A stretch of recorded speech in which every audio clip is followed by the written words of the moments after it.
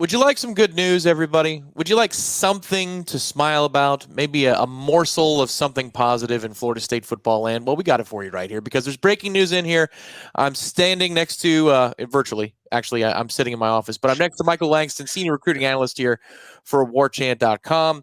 As you can see at the bottom of the screen, four-star 2026 linebacker Izayia Williams has committed to Florida State over Florida and Miami. Michael's going to break it down generally for us, and then also our recruiting staff writer, Matt Lucero, will be along in a second because he got to speak to Florida State's newest commit on the phone in that conversation wrap just a moment ago. So, Michael, let's set the stage here. This is a 2026 prospect, but if I'm not mistaken, this particular prospect out of Leesburg, Florida, I'm looking at that RPM on the right-hand side, and it says Florida Gators 99+%, and yet at the top left-hand part of the screen, I'm seeing committed to Florida State. Yeah. So those two things diametrically opposed. What happened here, and why is Williams now in the fold for the 2026 class?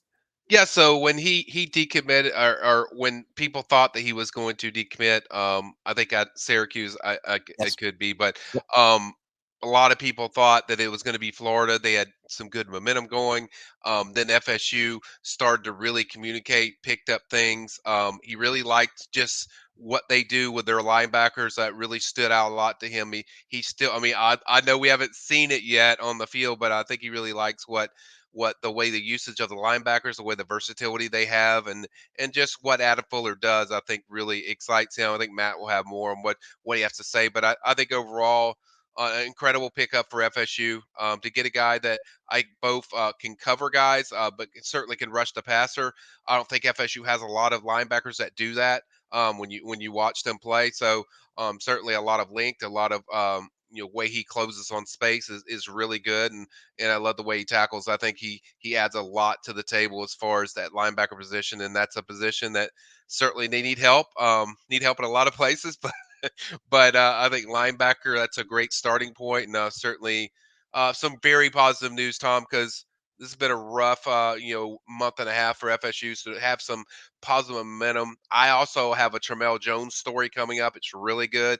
I think it kind of talks about just where FSU is of recruiting impact. But I think overall, this is major news for FSU. Yeah, Michael, just one more follow-up here. Again, Florida State and the edge rusher board, that's been a point of contention conversation over the last couple of years, last couple of cycles. I get Hmm. this is 2026, but I'm looking at it. You see linebacker / outside linebacker. This looks like an athlete that Florida Yeah. State got. This looks like an athlete who could grow into somebody who becomes a disruptor. I mean, they're putting this stuff, be the hammer, little things like that in the lower Yeah. left-hand corner of his huddle film here, his highlights.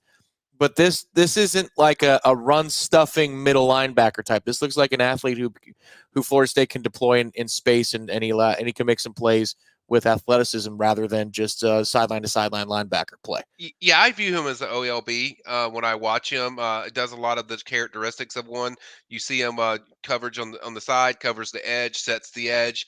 You see him a lot on the pass rush. So you're a guy that could end up at multiple positions, but certainly an outside linebacker if we want to, I guess, characterize a certain place because he does most of his damage out there. But yeah, a guy that's got a lot of traits, a very good athlete, and certainly one that I think if we watch FSU's linebackers, the one thing that they seem to want to covet more is speed at linebacker, and I think this guy kind of adds a lot to that. Makes a lot of sense. Michael, thank you for the time tonight. We really Yep. appreciate it. And the good news for Florida State is, again, we'll pull up the profile as we make the old switcheroo happen behind the scenes. Izayia Williams is now committed to Florida State, and he spoke about that decision to commit to Florida State with our own Matt Lucero, who is now with us. And Matt, welcome on to Warchant TV for good news. Warchant TV's had a lot of bad news recently. We appreciate the reporting that you're about to give us tonight, but tell us a little bit about Izayia. As Michael said, you could see it on the profile. There was a flip graphic as people thought he might be going to Florida after decommitting from Syracuse.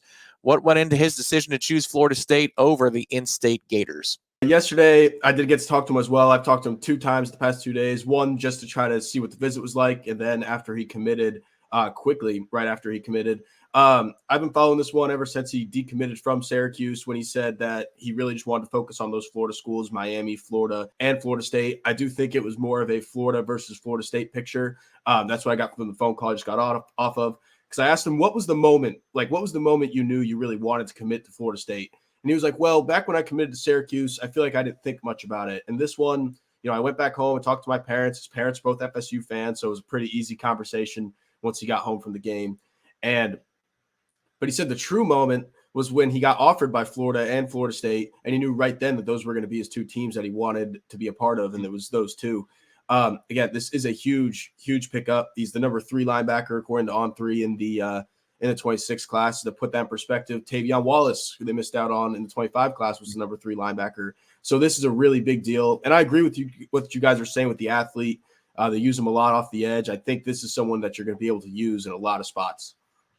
So, Matt, just one final question here about the personality type. What kind of kid is Izayia? Just speaking with him on the phone, does this seem like a player who maybe could be a leader in terms of cultivating a class, recruiting other players? Just personality-wise, not all recruits are created equal, and some are quiet, some are leaders by example, some are more boisterous. How does Izayia strike you? As a very confident, good-going kid. I've always said this when we get on these videos. I really like how Mike Norvell recruits a lot towards character as well. Not a lot of bad character kids come into this program, and you see that on the field a lot too. Not recently with communication and stuff, but normally you do. And I think he really fits that mold. He already told me he had an eye on a few kids, didn't really name many, but he wants to recruit and help kids come to Florida State. And he's really excited about it. I think this is a kid who can be a leader, who can be vocal, and it's just a good kid all around, very energetic on the phone. So we can expect a story to be coming here with quotes from Izayia Williams on Warchant.com. Yep. Remember to head over there for full top-to-bottom coverage of Florida State's recruiting class 2025-2026. There will be a conversation had right here on this channel in the coming days between myself and Michael Langston talking about Florida State's 0-2 start and how exactly are the high school kids taking it.